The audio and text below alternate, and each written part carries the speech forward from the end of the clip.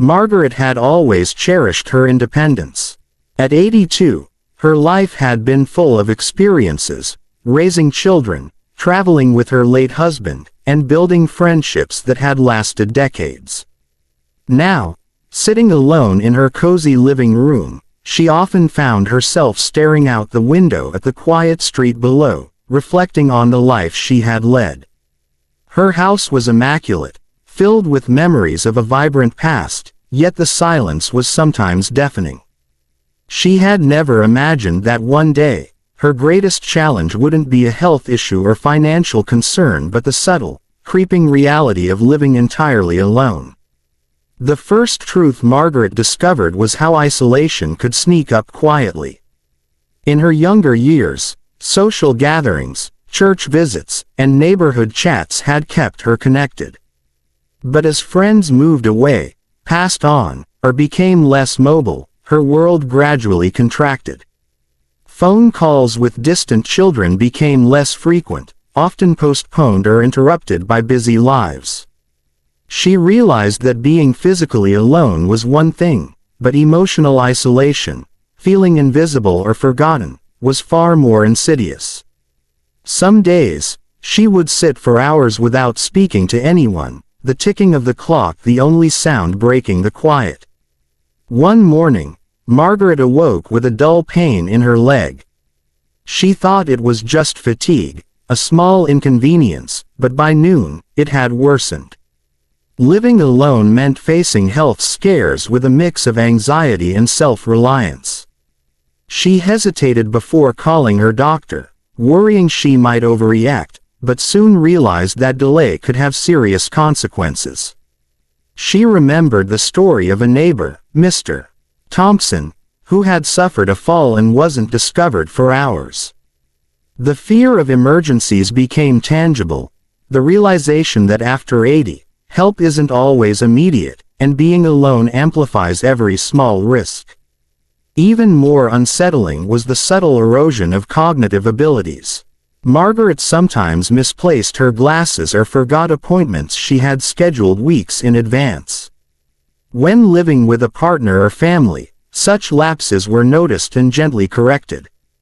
Alone, they became sources of worry and embarrassment. She caught herself repeating the same story to herself, rereading letters she had already opened, and forgetting to take her medications on time. The awareness that her mind could play tricks on her was both humbling and frightening. She began to understand that living alone at this stage required vigilance, not just of the body, but of the mind. Daily routines, once simple and automatic, now demanded more effort. Cooking a balanced meal, maintaining a tidy home, and even getting dressed for the day became exercises in discipline and determination. Margaret remembered the first time she attempted to change a light bulb on a high ceiling. The ladder wobbled dangerously, and she realized she wasn't as steady as she once was. Small tasks that had been trivial in earlier decades now carried potential hazards. She began to schedule help for maintenance, and slowly adapted to accepting support without feeling diminished. Financial concerns also crept in unexpectedly. Margaret had managed her finances for years, confident in her ability to budget and pay bills on time. Yet the increasing complexity of digital banking, coupled with memory lapses, made her vulnerable. She became wary of phone scams, unsure if a call from a bank representative was legitimate. Paying bills online sometimes caused anxiety, and she found herself double-checking every transaction. Living alone meant she had to balance independence with the necessity of safeguards, a delicate tension between control and protection. Emotional health, too, proved challenging.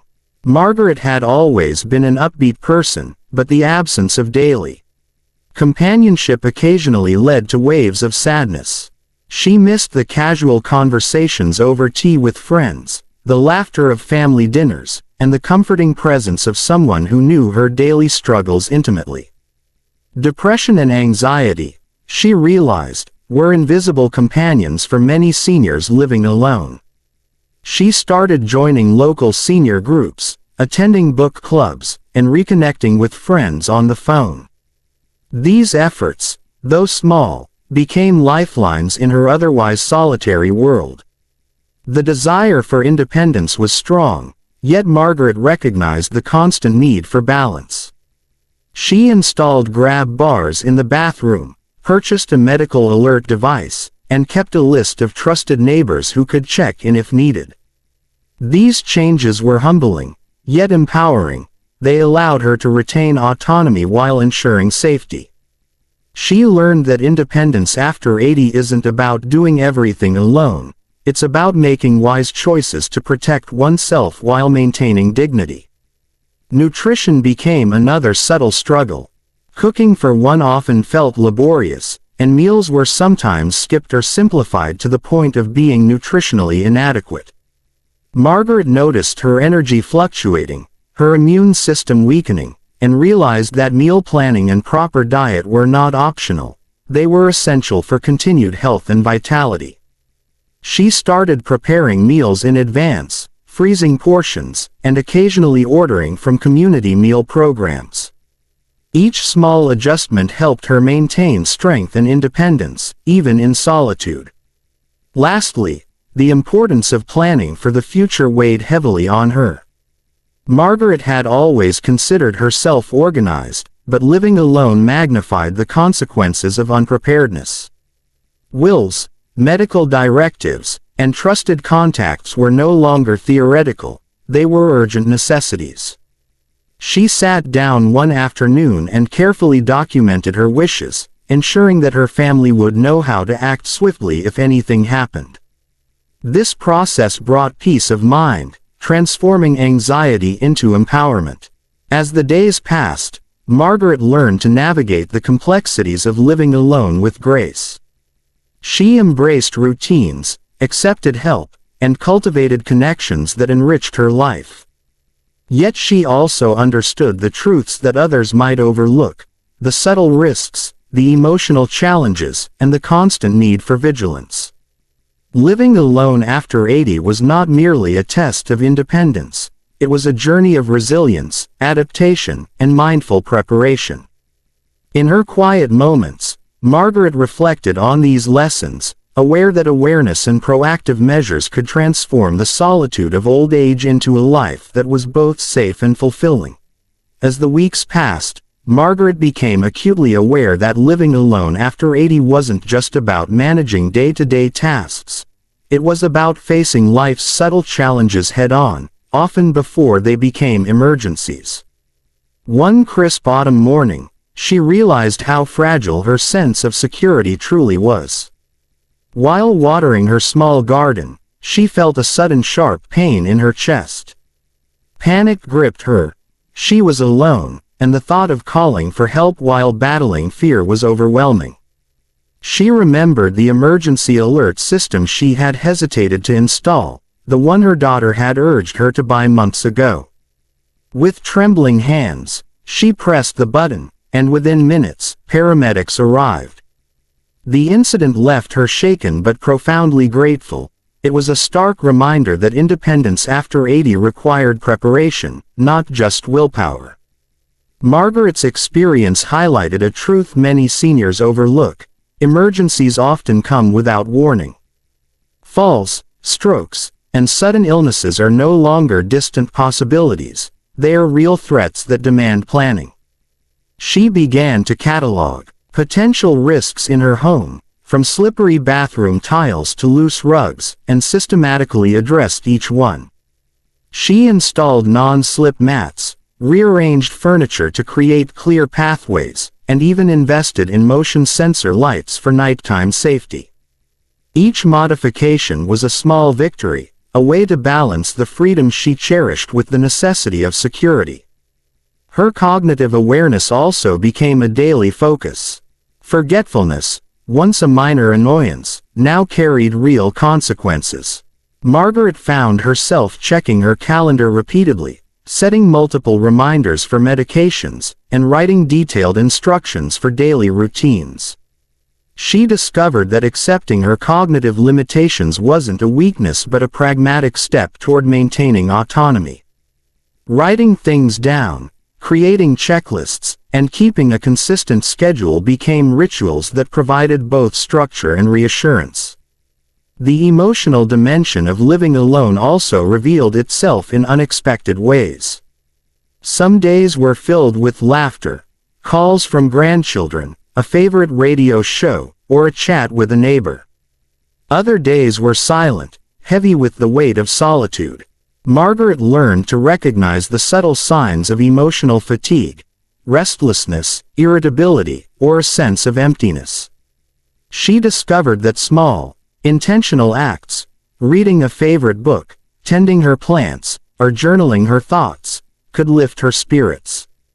She also made it a point to maintain regular contact with friends and family, realizing that isolation was not an inevitable part of aging but a challenge that could be mitigated with effort and connection. Nutrition remained an ongoing concern. Cooking for one often meant simplifying meals, but Margaret knew that a balanced diet was crucial for maintaining energy and immunity. She began experimenting with meal prepping, creating batches of soups, stews, and casseroles that could be frozen and reheated. Occasionally, she ordered from community meal programs or shared meals with neighbors. Eating became more than a routine. It was a conscious effort to fuel her body, a preventative measure against the vulnerabilities that came with age. Financial management also demanded heightened attention. Margaret had always been careful with her money, but living alone introduced new challenges. She worried about forgetting bill payments, misplacing checks, or falling victim to scams. She implemented safeguards, online banking alerts, trusted contacts to monitor unusual transactions, and a detailed budget spreadsheet. This vigilance provided peace of mind, allowing her to enjoy her independence without the constant anxiety that money-related mistakes could create. One afternoon, while reflecting on her life, Margaret realized how important it was to balance independence with seeking help when necessary. Pride had often prevented her from asking for assistance, but she now understood that true autonomy included knowing when to accept support. Whether it was hiring someone to fix the leaky faucet, asking a neighbor to pick up groceries, or scheduling regular health check-ins, these actions were not signs of weakness but practical steps to maintain her lifestyle safely. Technology became both a challenge and a tool. Margaret had been hesitant to embrace smartphones, video calls, and online services, fearing complexity and frustration. Yet she discovered that these tools could reduce isolation and enhance safety. She learned to use video calls to connect with family, online communities to share interests, and smart home devices to monitor her environment. Each technological step was an investment in her independence, proving that adaptation was crucial for thriving in advanced age. Margaret also became increasingly aware of the emotional impact of living alone on her family. Her children, though loving and attentive, worried constantly about her well-being. They called frequently, visited whenever possible, and urged her to take precautions. Margaret realized that her independence did not exist in isolation.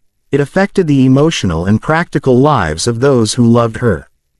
Open communication, sharing plans for emergencies, and involving family in decision-making became essential strategies to maintain trust, reassurance, and mutual respect.